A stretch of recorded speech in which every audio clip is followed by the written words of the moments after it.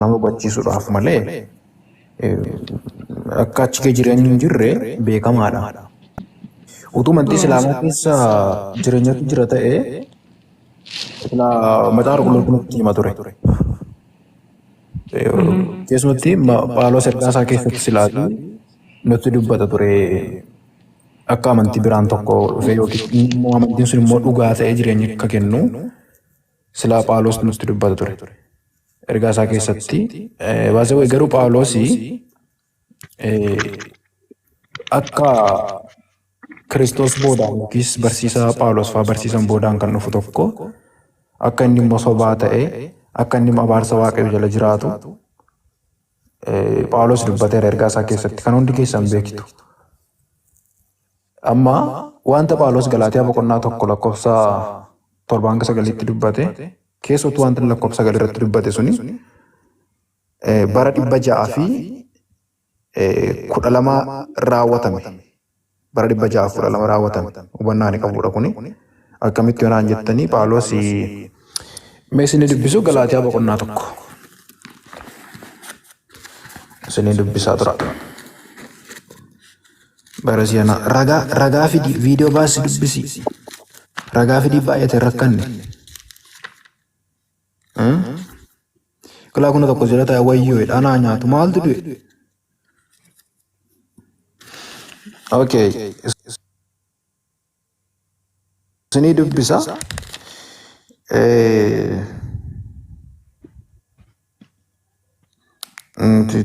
Lakkoofsa 7 kaasee sini dubbisa. Ilaa waan Phaawulos jedhe hubadhaa. Phaawulos hojjetaan Waaqayyoo isa jiraata.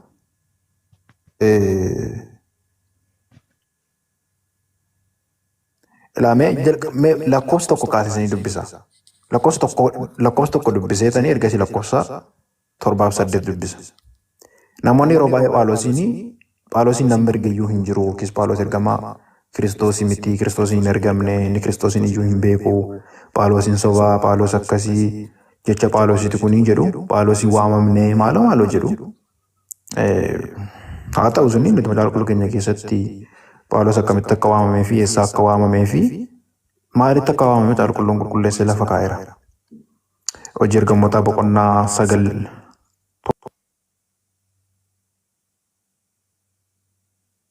Galaatiyaa boqonnaa 1 lakkoofsa 1 isinii dubbisame.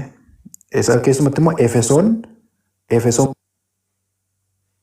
boqonnaa 1 lakkoofsa 1 kaasaa dubbisa.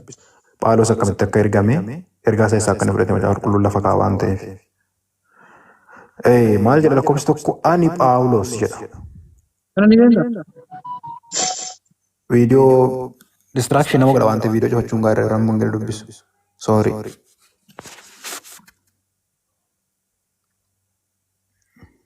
Dhiifama obboleessa keenya wangeelaa dubbisaa jira waan ta'eef viidiyoo cufii booda banatta. Wayii miliqe. Deemuu isaatu gaariidha. Sorry. Maaliif yeroo wangeela dubbisnu isin hubachuun distract taatu viidiyoo nama ilaalutti deebitu waan ta'eef kanaaf yeroo baay'ee viidiyoo banuun jaalladhu. Yaadi namaaf facaa waan ta'eef. Ani Phaawulos jedha lakkoo tokko irraa kaasanii dubbisaa. Maashaallah jetti si malee. Argaa kee maashaallah itti. Ani Phaawulos namoota biraa yookiis karaa nama tokkoo utuu hin ta'in hubadhaa. Ani Phaawulos namoota biraa Phaawulos namoota biraa kan ergamu hubadhaa. Ani Phaawulos namoota biraa yookiis karaa nama tokkoo utuu hin ta'in karaa eenyullee utuu hin ta'in karaa nama tokkoo utuu hin ta'in Yesuus Kiristoosiin hubadhaa. Yesuus Kiristoosiin Waaqayyo Abbaa isaa Kiristoosiin du'aa kaaseen ergame. Eenyuun ergame? Yesuus Kiristoosiin. Waaqayyo Abbaa isa Kiristoosiin du'aa kaaseen ergame jedha. Isaanan ergame. Sana booda nagaa isaa dhiyeessee ergaa isaatti fufaa jechuudha Phaawulos. Kanaadha. Phaawulos eenyu akka ta'e, eenyutti akka ergame, ergaa isaa eessaa akka fudhate macaafa qulqulluun lafa kaa'a jechuudha. Haa ta'u mee lakkoofsa 7 kaasee isinii dubbisa. Lakkoofsa 7-8 isinii dubbisame. Ilaa akka jedha. Wangeelli biraa illee hin jiru. Wangeelli biraan illee hin jiru. Nuti wangeela kamiin qabna? Isa 66 kana qabna miti. Phaawulos kana beeka. Kanaaf Phaawulos maal jedhee wangeelli biraan illee hin jiru. Ofumaa jirtu malee jechuusaati. Wangeelli biraan tokko illee hin jiru isa kana malee. Qulqulleessi lafa kaa'e Phaawulos. Sababii ani wangeela harka keenya keessa jiru alatti wangeela biraan fudhanneef inni guddaan sababii kanaaf. Phaawulos jala muree qalama diimaadhaan wangeelli biraan tokko illee hin jiru jedhee lafa kaa'e. Phaawulos immoo of keessaa fuudhee waan barreesse hin qabu. Geggeessaa fi qulqulluutiin barreesse Phaawulos. Himameera jechuudha wangeelli biraan akka hin jirre. Amma itti fufees ni dubbisa. Garuu namoonni isin wallaalchisan hubadhaa. Garuu namoonni isin wallaalchisanii hubadhaa. Garuu namoonni isin wallaalchisanii eenyu fa'i egaa isaan? Abdul Muhammad fa'i jechuudha.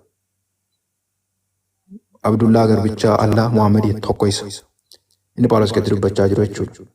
Hubadhaa. Wangeela Kiristoos galagalchuudhaaf barbaadan tokko jiru. Hubattani? Wangeela Kiristoos kana galagalchuudhaaf barbaadan tokko jiru.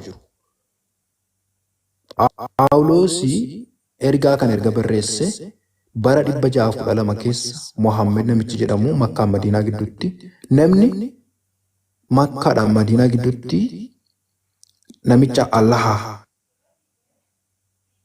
jedhamu tokkoon haadha manaa 3 kan qabuun ergame tokko ka'ee jechuudha. Amantii kana guddifachuuf jecha immoo haadha warraa Khadijaa jedhamu tokko qaba ture. Dubartii waggaa 40 inni ofii yeroo waggaa 20 ture kan isheetti galee ishee wajjin walii galanii amantii kana guddisanii jechuudha. Seenaan isaa egaa bal'aadha. Akkamitti akka inni holqa hiiraa keessatti reebamee tumamee akka wangeela kana jal'isuuf seexanni isa tumtee dhukkee irraa kaaftee daalacheessitee afaan funyaaniin gorora yaastee reebdee du'aansaa miskiinuma namicha kanaa waan na dhibu guyyaa tokko tumamee barumti isaas immoo nyaata isaa fudhatee jetti deebi'a. Maal wallaalaan akkasii? Achittis tumamee gala.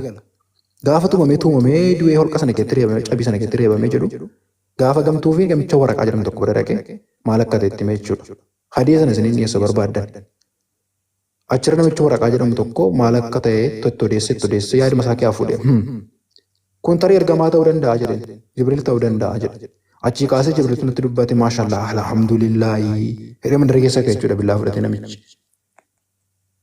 Kanaaniti ergaan sun raawwatame sana galagalchee barsiisutti ka'e jechuudha. Wanta inni galagalchee barsa Phaawulos barse keessaa wanta lama isitti hima. Waan gabaabduu lama waan dhibbaa ol ta'a wanta inni galagalchee jechuudha.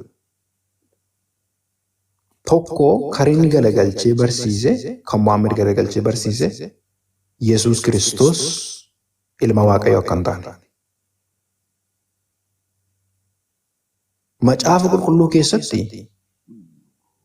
iddoo hedduutti Yesuus Kiristoos ilma Waaqayyoo akka ta'e macaafa qulqulluun dubbata. Yoo barbaadde macaafa qulqulluu keessaa keessa deebinee ilaaluu dandeenya immoo eessatti akka ilma Waaqayyoo akka ta'e dubbatan. Luqaas boqonnaa 1:35 dhaqaa. Maarkos 3 keessa dhaqaa. Luqaas 4 keessa dhaqaa. Hafuuronni hamoonni yeroo ba'an akka ilma Waaqayyoo ta'e yeroo isaan dubbatan. Namoonni illee dhugaa baafii kan turan. Yohaannis 1:49 dhaqaa. Bakka hedduutti akka Yesuus Kiristoos ilma Waaqayyoo ta'e. Maarkos boqonnaa 1:9 dubbisa. Gara Yesuus Kiristoos cobame. Sagalee Waaqa irraa dubbate. Kun ilma koo jaallatamaa ittiin jedhe.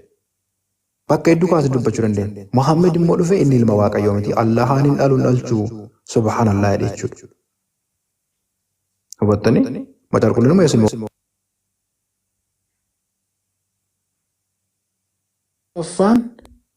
Macaafi qulqulluun Yesuus du'ee du'aa akka ka'e barsiisa. Yesuus Kiristoos illee kana afaan isaatiin dubbateera. Fakkeenya mana qulqullummaa fudhachuudhaan. Yohaannis boqonnaa 2:19 irra kan jiru jechuudha. Mana qulqullummaa kanaa jedhe saba sanaan jigsaa galagalchaa balleessaan guyyaa 3 gidduuttanii deebisee ijaaraa jedhanii gaaffii sammuu isaanii keessa galee jechuudha. Kiristoos du'ee du'aa kan ka'e guyyaa 3 halkan 3tti gara lafaa keessa kan ture du'ee du'aa ka'e guyyaa 3ffaatti. Inni yeroo sana waa'ee maalii haasaa jira? Waa'ee namummaa isaatii jechuudha. Waa'ee foon isaatii isa du'ee du'aa ka'u sana haasaa jira. Garuu waaqummaan isaa stiil hin duune bara baraan jiraataa ture. Namummaan isaas du'eera garuu du'aa ka'eera. Kanaaf inni lammaffaan inni galagalchee barsiise kana jechuudha. Inni Phaawulos akeekkachiisee dhufee raawwatame jechuudha. Hubadhaa. Amma immoo lakkoofsa 8 irratti waan Phaawulosii jedhe dhaggeeffadha. Haa ta'u iyyuu malee ani yookiis jedha Phaawulos ofii isaallee keessa galche. Haa ta'u iyyuu malee ani yookiis ergamaa Waaqa irraa tokko wangeela sanuu kanaan dura isinitti himnetti kan gargar ba'e yoo isinitti himee abaaramaa haa ta'u. Hubattanii? Ana yoo ta'es isan kan dura barsiisa irraa galagalee kan biraa yoo barsiise. Obboleettii isaa wajjin hojii Waaqa hojjechaa turan dabalate. Even keessumatti ergamoota Waaqa irraallee dabalate isaanumtu dhufanii sanii barsiisne kanatti yoo kan biraa isin barsiisan isaala kan biraa kan dhufe tokko yoo jiraate yoo kan biraa tokko dhufanii isin barsiisan eenyummaa Kiristoos wajjin kan wal qabatu mootummaa Waaqa wajjin kan wal qabatu du'ee du'aa Kiristoos wajjin kan wal qabatu wanta baay'ee jiru jechuudha. Inni maal haa ta'u abaaramaa ta'u. Waan beeknu dhufee faallaa sana barsiise jechuudha.